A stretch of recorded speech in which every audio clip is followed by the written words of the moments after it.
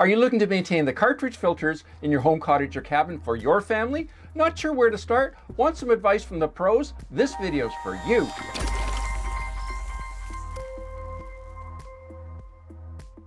Hi, I'm Gary the Water Guy, and I simplify water filtration to help you conquer crappy water for your family. Today, Matthew is here from our tech team to help me share with you some tips and tricks on how to maintain your whole house water filtration, removing sediment and chemicals from your water. By the end of this video, you'll know where to start, what you'll need, and the exact steps you'll need to take to maintain those filters. And you'll also definitely know what not to do. Now, in case you don't know what type of filter you actually have, and you're a little bit confused about what size and what type, you can always email us a picture of what you currently have, and you would email that to info@waterestore.com, and from there one of our customer service people here will have a look at those pictures and make some recommendations for you. Keep watching this video right to the end, because we've got some great suggestions on how to save some money on getting those replacement filters when you order them from us.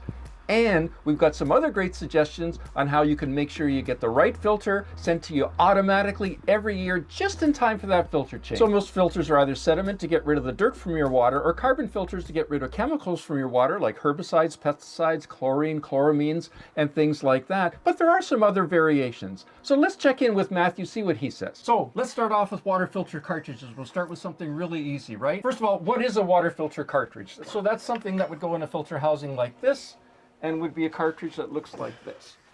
That's something that removes or adds something to your water. All right. So in this case, what you're holding up right here, it would be something that removes it. It would be removing sediment. Dirt or debris. Pre-filters help anything downstream what's passing through that. So when the water passes through that filter first, it's protecting stuff downstream of it. So it's lifting all the heavy stuff before it gets to the next step where it's going. Are there different sizes or different types? Are there standard sizes and types? Oh, absolutely. There's different sizes. So that one in your hand is a 10-inch slimline. The one in your other hand is a 20-inch slimline. And then there's a 10-inch big blue, 20-inch big blue. This is the 10-inch big blue that he's holding up now, and that's a 20-inch big blue. So there's many different sizes of filters, and that's very important to know when you're going to do maintenance on your UV system or water filtration system, whether it be one filter or multiple filters. And when we say big blue, what does that mean? The bigger filter, the bigger diameter. Yeah, so this is a 4.5-inch diameter, and this one's 2.5.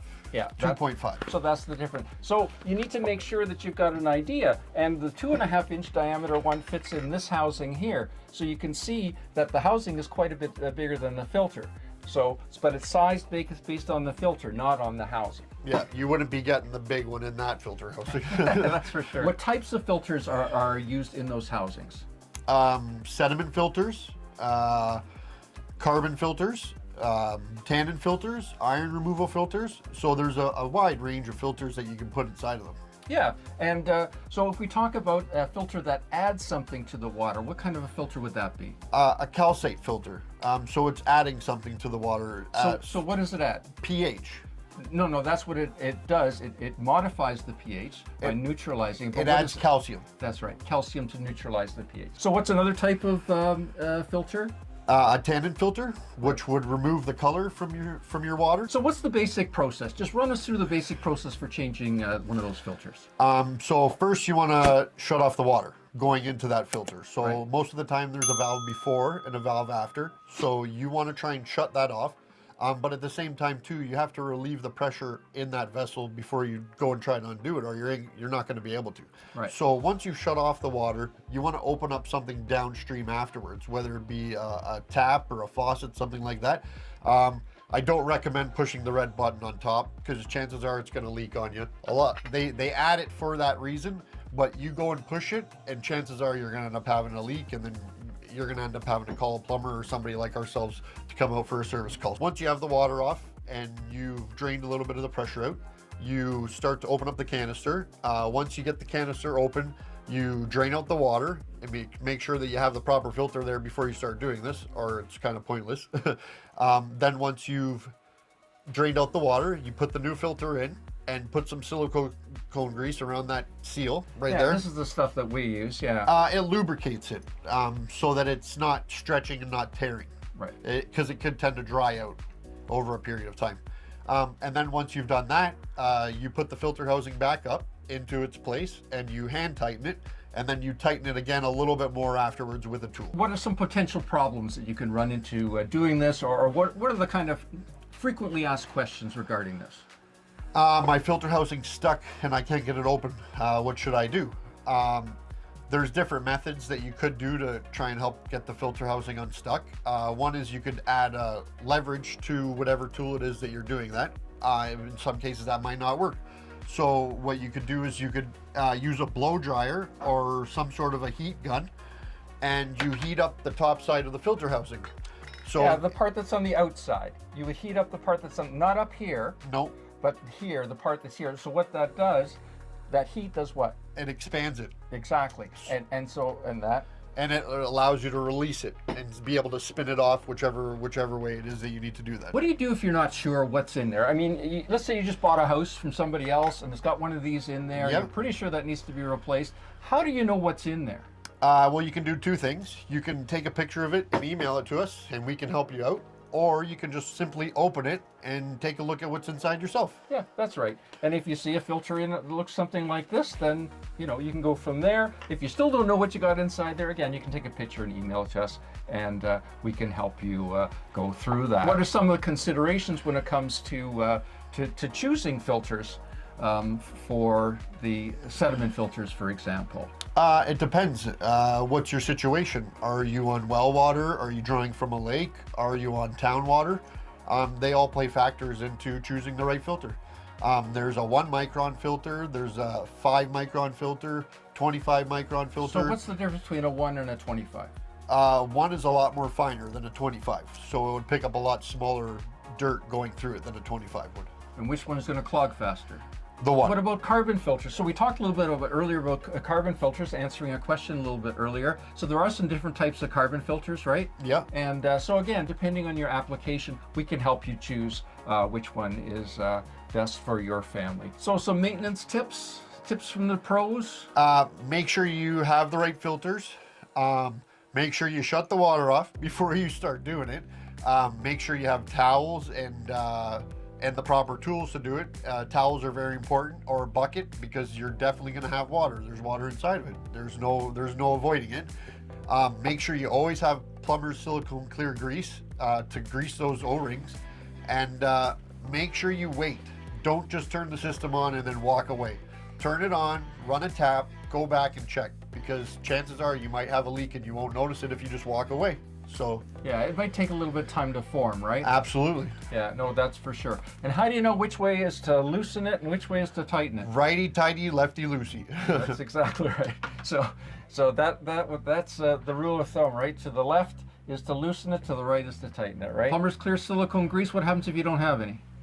You can always order it from us online, yeah. Or you can pick it up from your hardware store. And should you just go ahead and do it if you don't have any? No, I don't recommend it. Make sure you have the clear silicone grease before you do it. Yeah, but if you're stuck, at least put water on the O-ring. Okay. So it doesn't bind, so it doesn't get stuck. Where can you contact us? Well, you can go to our store, waterestore.com in the US, waterestore.ca in Canada. We offer free shipping and discount pricing. So Matthew, what about automatic backwashing filters? You know, for carbon, you know, for sediment, that kind of thing. Yeah, so again, it looks very similar to the water softener, but in this situation, there is no salt.